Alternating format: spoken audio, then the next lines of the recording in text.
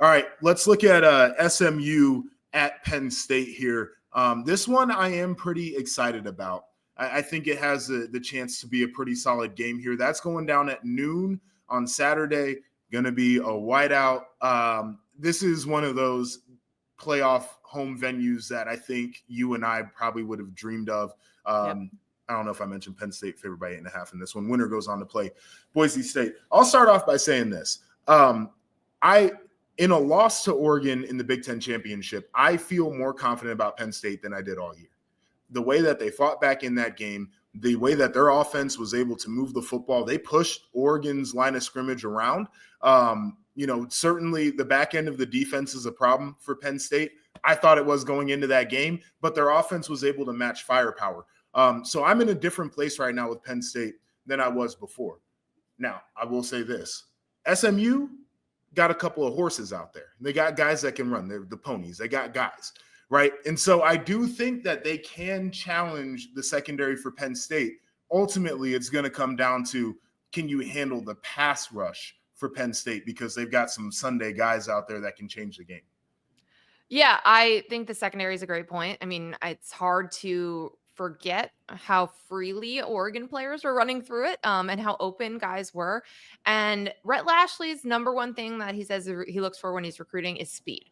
So they don't have Oregon's dudes, but they will have some moments there with Penn State secondary. And we saw how they can be a quick strike offense, and they were coming back in that game against Clemson in the ACC championship game.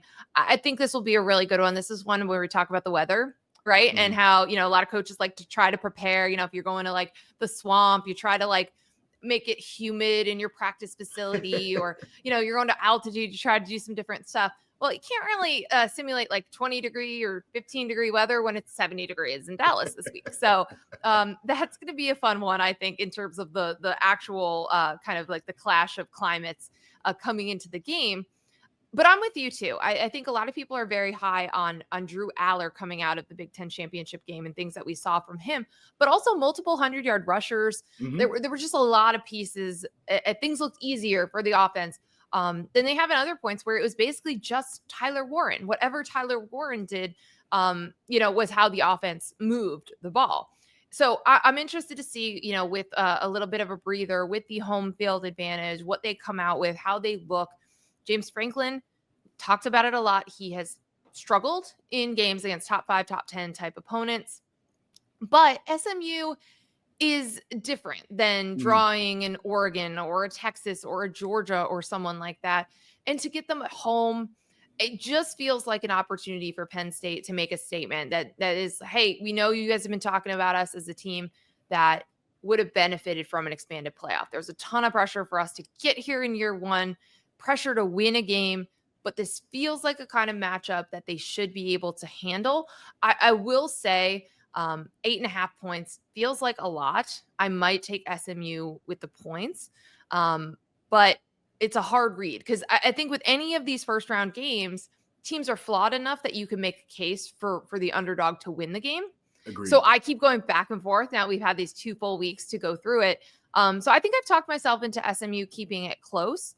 But if Penn State builds off of the team that they were in Indianapolis and kind of reaches the next gear or cleans up some of the mistakes, then it's not a close game.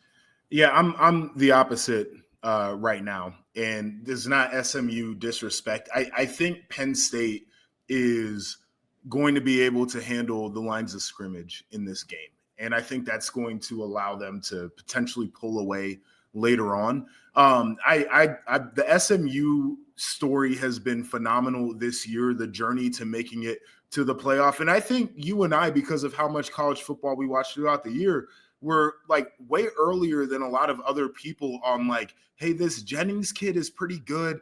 And like, SMU, I mean, they can score quick. They like to play physical on defense. They're fast in the secondary. Like we saw all of the things. It feels like in a game where SMU is on the road in the cold climate, the lines of scrimmage are going to be the deciding factor. And so that's what's making me lean toward Penn State in this one. And frankly, I think that they're going to cover.